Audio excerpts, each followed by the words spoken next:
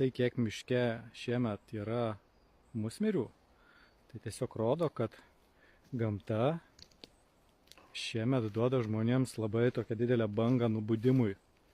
Dėl to, kad su musmeriu jūs galite išlipti iš bet kokių savo depresinių duobių, baimių ir visokių kitokių marazmų, kurie dedasi jūsų galvose.